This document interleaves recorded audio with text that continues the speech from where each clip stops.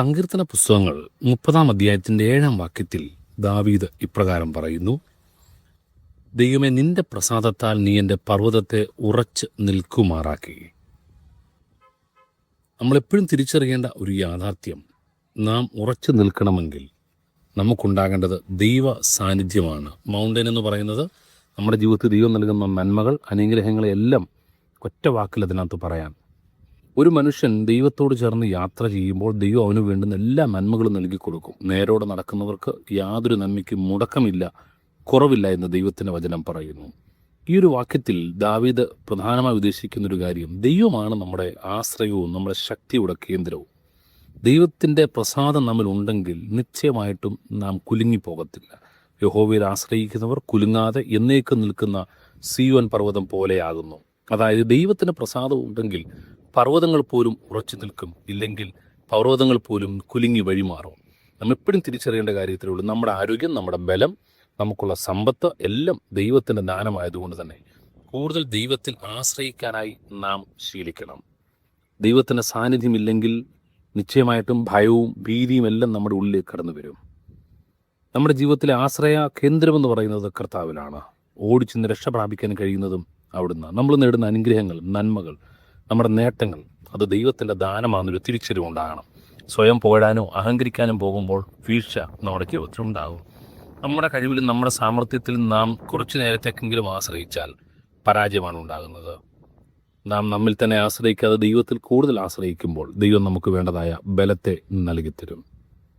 ദാവീദിൻ്റെ ജീവിതത്തിൽ ദൈവത്തിൻ്റെ പ്രസാദം ഉണ്ടായിരുന്നപ്പോൾ ദാവീദിൻ്റെ എല്ലാ പ്രവർത്തനങ്ങളിലും ദൈവം അനുഗ്രഹം നൽകി. അവൻ ആട്ടിടയനായിരുന്നപ്പോഴും ദൈവത്തിന് പ്രസാദം ഉണ്ടായിരുന്നു. കാരണം അവൻ്റെ വായിൽ എപ്പോഴും സ്തുതിയും സ്തോത്രവും ഉണ്ടായിരുന്നു. അവൻ്റെ നാവിൽ ദൈവീകമായുള്ള ഗാനങ്ങൾ ഉണ്ടായിരുന്നു. ദാവീദ് ഒത്തിരി പാട്ടുകൾ എഴുതിയെങ്കിലും ആ പാട്ടുകളൊന്നും എഴുതാൻ വേണ്ടി എഴുതിയതല്ല. തൻ്റെ യാത്രകളിലും ഏകാന്തതയിലും ഒറ്റയ്ക്കിരുന്നപ്പോൾ ദൈവത്തോട് കഴിച്ച പ്രാർത്ഥനകളാണ് ഈ പാട്ടുകളായി വന്നിരിക്കുന്നത്. നാം തിരിച്ചറിയേണ്ട, നമ്മുടെ വായിൽ എപ്പോഴും ദൈവത്തിൻ്റെ സ്തുതി ഉയരുമ്പോൾ ദൈവിക നന്മകളെ നമുക്ക് അനുദിനം പ്രാപിക്കാനായിട്ട് കഴിയും. ഏത് പ്രതിസന്ധികളിലും ദൈവത്തെ പാടാൻ കഴിയുക.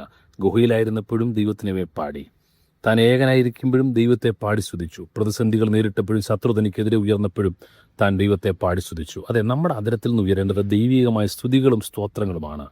നാം ദൈവത്തെ സ്തുതിക്കുമ്പോൾ, ദൈവത്തിന് സ്തോത്രം ചെയ്യുമ്പോൾ, നമ്മുടെ അതിരം നിറഞ്ഞു കവിയുമ്പോൾ ദൈവം നമ്മെ പ്രസാദിക്കും, ദൈവം നമ്മെ അനുഗ്രഹിക്കും. ലോകപരമായി നാം പുറമേ കാണുന്നതും ദൈവത്തിന് നാം അങ്ങോട്ട് കൊടുക്കുന്നതുമല്ല ദൈവം നോക്കുന്നത്, മറിച്ച് ഹൃദയങ്ങളെ, അന്തരേന്ദ്രിയങ്ങളെ ശോധന ചെയ്യുന്ന ഒരു ദൈവം. അതുകൊണ്ട് തന്നെ നമുക്ക് പറയാം, കർത്താവ് നീ എന്നെ ശോധന ചെയ്യണമേ.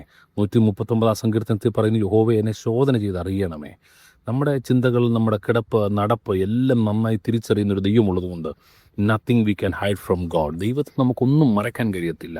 ആ ഒരു യാഥാർത്ഥ്യം തിരിച്ചറിഞ്ഞ് എല്ലാ സമയത്തും ദൈവത്തിൽ കൂടുതൽ ആശ്രയിക്കാനായിട്ട് നാം തയ്യാറാകണം. അതെ, ദൈവത്തിൻ്റെ പ്രസാദത്താൽ അവൻ നമ്മെ ഉറച്ചു നിൽക്കുമാറാക്കും. നാം കുലുങ്ങിപ്പോകത്തില്ല. നീതിമാൻ ഒരു നാളും കുലുങ്ങിപ്പോകത്തില്ല. ആ ഒരു ഉറപ്പ് നിങ്ങളുടെ ജീവിതത്തിൽ ഉണ്ടാകട്ടെ. ദൈവം നിങ്ങളുടെ കൂടെയുണ്ട്. നിങ്ങൾ കുലുങ്ങിപ്പോകാൻ അവൻ സമ്മതിക്കത്തില്ല. പ്രതിസന്ധികളില്ലെന്നല്ല, പ്രതിസന്ധികളുണ്ട്. എന്നാൽ അവൻ നിങ്ങളെ ആ പ്രതിസന്ധിയുടെ മധ്യത്തിൽ ഉറച്ചു നിൽക്കാൻ കൃപ തരും. ആ ദൈവിക കൃപകളെ പ്രാപിച്ച് അനുദിനം മുന്നേറാൻ കർത്താവ് നമ്മെ സഹായിക്കട്ടെ എന്ന് പ്രാർത്ഥിക്കുന്നു. ആമേൻ.